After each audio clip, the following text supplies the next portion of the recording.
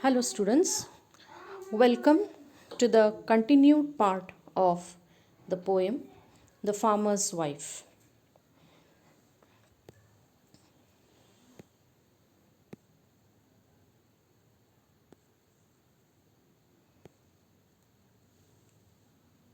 Many times, the tone suggests the attitude of the speaker.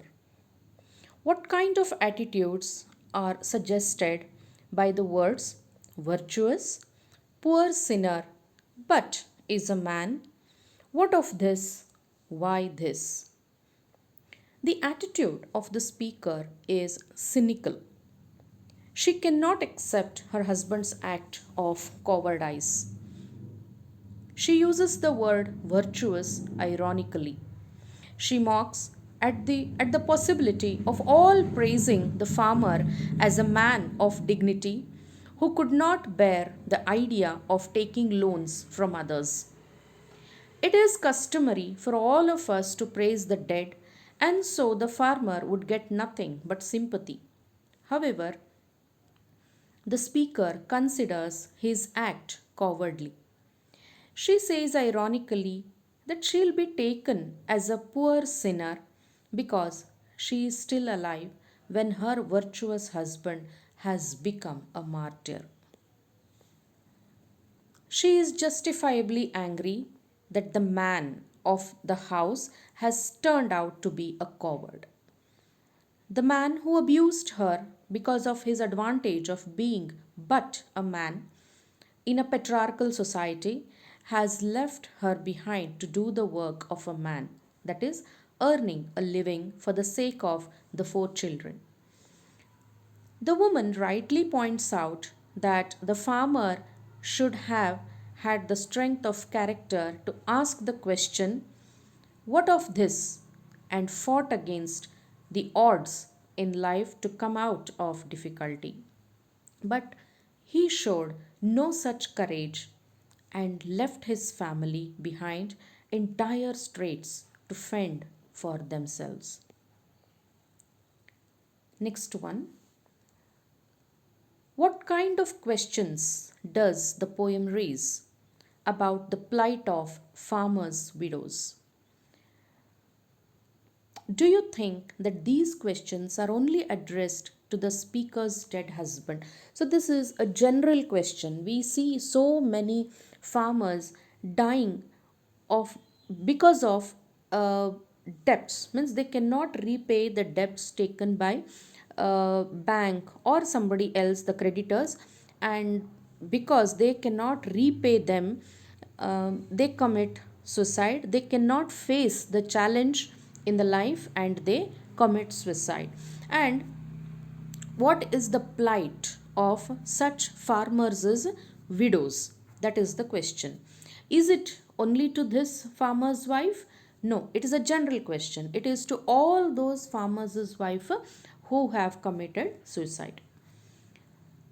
The poem The Farmer's Wife by Volga takes up the contemporary problem of a many farmer committing suicide unable to repay the debt taken.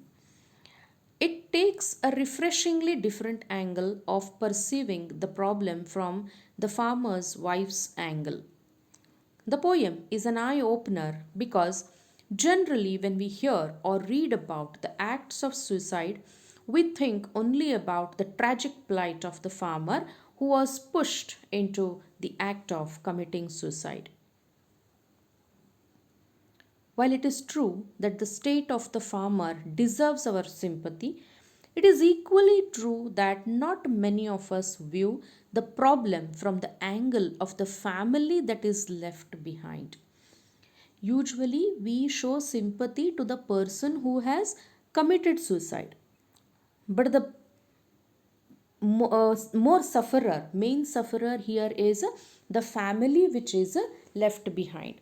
A person commits, a farmer commits suicide, that doesn't mean that his debts are paid off. Debts remain the same.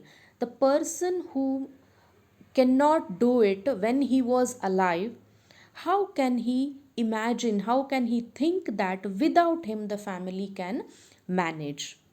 The person has to think this before taking any drastic step. So, our sympathies will be only with the person who has died. But it is equally true that the family which is left behind also suffers more than him. The fact remains that the family would continue to be in the state of insolvency, that is, in the state of not to cannot repay the loan, and such a family would be in the worst state of affairs because the so called man of the house is dead and the family still has no source of income. He was the only breadwinner and now he is no more, and so the family continues to be as a in the state of insolvency, in the state of uh, the plight where they cannot repay the debts. The widow of the farmer or any other person who is left behind to shoulder the onus is in a very pitiable condition indeed. Hence, the aim of the poem is not to single out one case of suicide, but to throw light on a social problem which needs government intervention to be resolved. On the one hand, the poem is a plea to all those who give up their struggle not to do so and to brave the storm courageously. So, on the one hand, the poem it pleads, it requests, or it creates awareness to those people who give up their struggle very soon. The poem tells them not to do so and to brave, to face the storm courageously. And on the other hand, it is a tribute to the women who show greater forbearance than men in facing difficulty. You have seen how the woman, though illiterate, she makes up her mind courageously to live only for the sake of her children. So it is a tribute to such women. There are so many women who have taken such decision after the suicide of their husbands, and this poem is a tribute to such women for uh, for their forbearance than men in facing difficulty and in tackling problems. The poem also mocks at the idea of a man as the breadwinner and his sense of superiority over the woman, the women he takes for a wife. It is a mockery. Ironically, they say, it's a male dominated society. Man is superior to woman. So, all these things. Now, who is the superior? Who is superior here? Who is the breadwinner? The so called breadwinner has given up, and the so called inferior woman has to take up the responsibility of the family. So it's a mock. It mocks at the idea of a man as the breadwinner and his sense of superiority over the women he takes for a wife. He takes wife for granted. She is inferior, I am superior. This is the common mentality of our society, and the poem mocks at this mentality.